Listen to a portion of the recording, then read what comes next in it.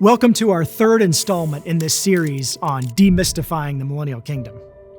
So far, we've examined the evidence for a future Millennial Kingdom on earth. We've explored the Bible's timeline for this kingdom. Today, we'll cover the location of the Millennial Kingdom. Where on earth is the Millennial Kingdom? Zechariah 14 is a chapter that describes the return of the Lord and the battle for Jerusalem. In fact, if you'd like to explore that chapter, verse by verse, we have a video called The Future Battle for Jerusalem. In Zechariah 14, we learn that the Lord's kingdom will be on earth, with Jerusalem as its capital. After describing the massive army coming against Jerusalem to do battle, and yet failing, we read the following in verse 8.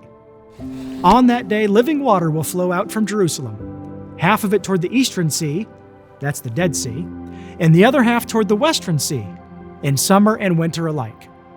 On that day, Yahweh will become king over all the earth, Yahweh alone and His name alone. In those two verses, we see that Jerusalem is going to be the capital of the king's kingdom. In other passages, like Ezekiel 40 to 48, we learn there's going to be a massive temple established in Jerusalem. And the geography around Jerusalem is going to be completely changed, so that Jerusalem will become the highest hill in the area, a reality that simply doesn't exist today.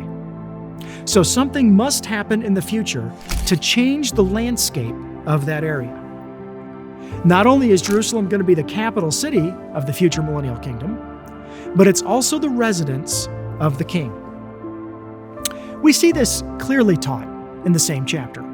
Verses 16 and 17 we read, Then all the survivors from the nations that came up against Jerusalem will go up year after year to worship the king, the Lord of hosts, and to celebrate the Festival of Booths.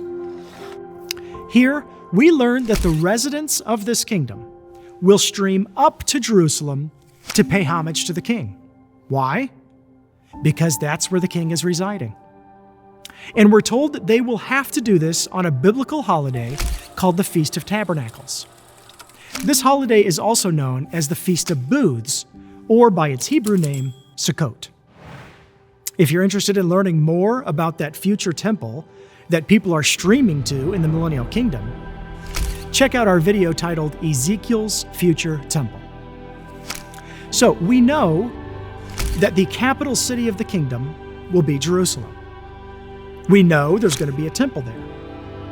And here we're told that people are going to stream to this temple on an annual basis. We also know the king will reside there.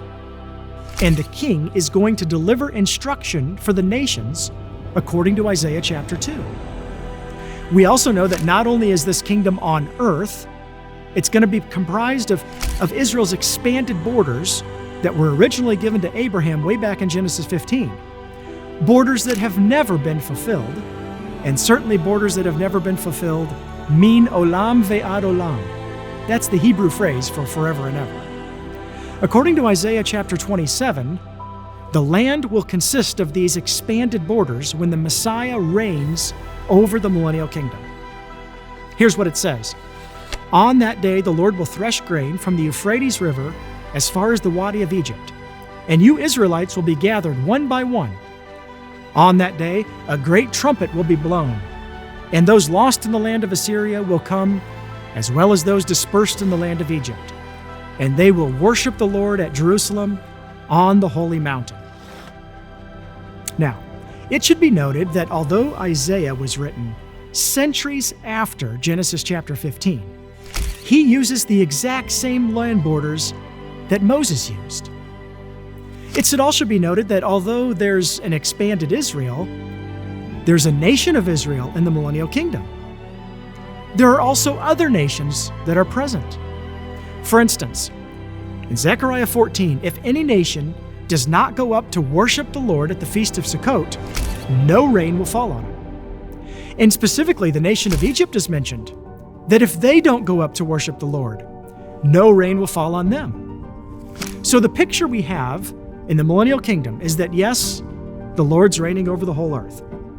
But more specifically, there's an Israel and there's other nations. There's a capital to the kingdom in which the king is residing. And peoples from the nations are traveling up to Jerusalem to pay homage to the king. It's a very fascinating period. It's a period that if you're a believer today, you've punched your ticket because you know the king. Thanks so much for joining us as we continue to demystify the Millennial Kingdom. I hope you'll join us the next time as we address the lifestyle in the Millennial Kingdom. Be sure to hit that like and subscribe on your way out. Until next time, shalom.